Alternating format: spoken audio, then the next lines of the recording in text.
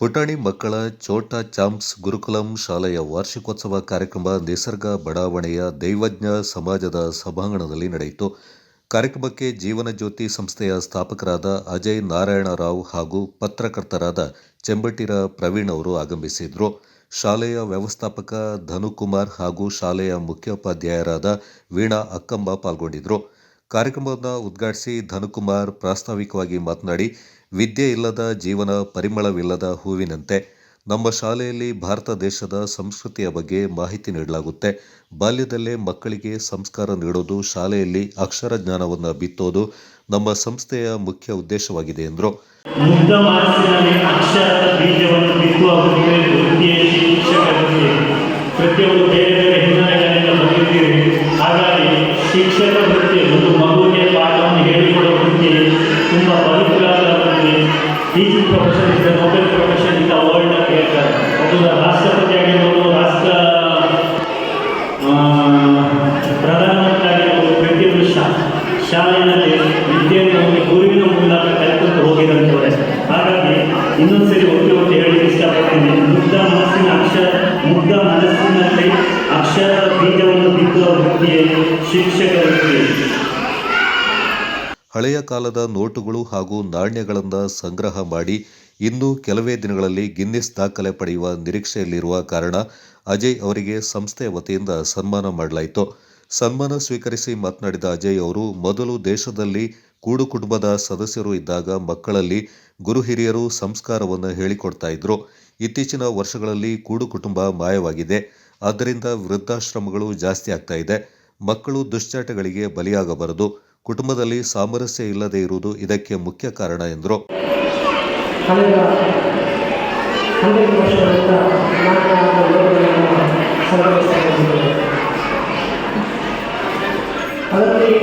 ಇತಿಹಾಸ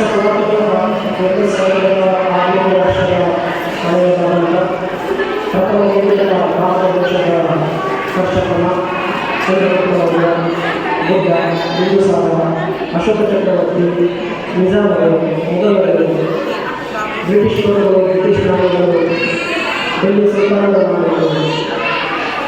ಅದಕ್ಕೆ ಆದಂತಹ ಸಮರ್ಥನೆಯನ್ನು ನಾಡುಗಳು ಕೂಡ ಸೇರಿ ಸುಮಾರು 74 ದೇಶಗಳ ನಾಣ್ಯ ಹಾಗೂ ನೋಟುಗಳನ್ನು ಸಂಗ್ರಹ ಮಾಡಿ ಒಂದು ಕೆಲವೇ 55ರಿಂದ 40 ನೋಟುಗಳು ಸಂಗ್ರಹವಾದರೆ ವಿಶ್ವದಲ್ಲಿ 19 ಮುಖ್ಯ ಅತಿಥಿಯಾಗಿ ಪಾಲ್ಗೊಂಡಿದ್ದ ಚೆಂಬಟಿರ ಪ್ರವೀಣ್ ಅವರು ಮಾತನಾಡಿ, ಮಕ್ಕಳಿಗೆ ಸಣ್ಣ ಪ್ರಾಯದಲ್ಲೇ ಯಾವುದೇ ಜಾತಿಯ ಅಥವಾ ರಾಜಕೀಯ ವಿಷಯಗಳ ಬಗ್ಗೆ ವಿಷ ಬೀಜವನ್ನು ಬಿತ್ತಬಾರದು.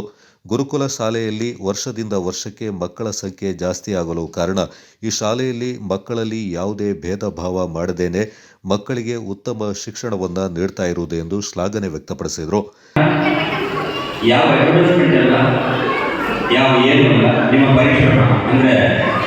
ಬಾಯಿಂದ ಬಾಯಿಗೆ ಹೋಗುತ್ತದೆ, ಖಂಡಿತ ಅದು ಬಾಯಿಂದ ಬಾಯಿಗೆ ಹೋಗುವುದೇ ಅದು ನಿಮ್ಮ ಏನು ಮಕ್ಕಳ ಸಂಖ್ಯೆ ಇರ್ತದೆ. ಅಂದರೆ ನಿಮ್ಮಲ್ಲಿ ಉತ್ತಮ ವಿದ್ಯಾಭ್ಯಾಸ ಸಿಗ್ತದೆ ಅಂತ ನನ್ನ ಅನಿಸಿಕೆ.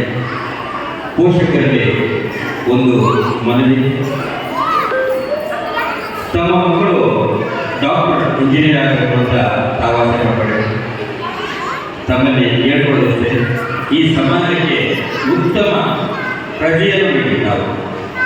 ಯಾಕಂದರೆ ಈ ಸಮಾಜದಲ್ಲಿ ನಾವು ನೋಡ್ತಾ ಇದ್ದೀವಿ, ಅಲ್ಲಿ ಕೋಮು ಚಳುವಳಿ, ಇಲ್ಲಿ ಕೋಮುಗಳ ಚಳುವಳಿಗಳು, ಅಲ್ಲಿ ರಾಜಕೀಯ ಬಡಿದಾಟಗಳನ್ನು ನೋಡ್ತಾ ಇದ್ದೀವಿ.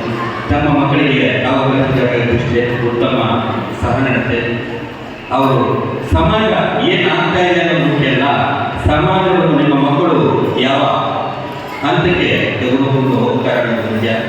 ಮಕ್ಕಳಿಗೆ ವಿವಿಧ ರೀತಿಯಲ್ಲಿ ಕ್ರೀಡೆಯಲ್ಲಿ ಪಾಲ್ಗೊಂಡಿದ್ದ ಪ್ರತಿಭಾವಂತ ವಿದ್ಯಾರ್ಥಿಗಳಿಗೆ ಗಣ್ಯರು ಬಹುಮಾನಗಳನ್ನು ವಿತರಣೆ ಮಾಡಿದರು. ನಂತರ ಶಾಲೆಯ ಪುಟ್ಟ ಮಕ್ಕಳ ನೃತ್ಯ ಪ್ರದರ್ಶನ ನಡೆಯಿತು. ಗುರುಕುಲಂ ಶಿಕ್ಷಣ ಸಂಸ್ಥೆಯ ಶಿಕ್ಷಕರು, ಮಕ್ಕಳ ಪೋಷಕರು ಹೆಚ್ಚಿನ ಸಂಖ್ಯೆಯಲ್ಲಿ ಪಾಲ್ಗೊಂಡಿದ್ದರು.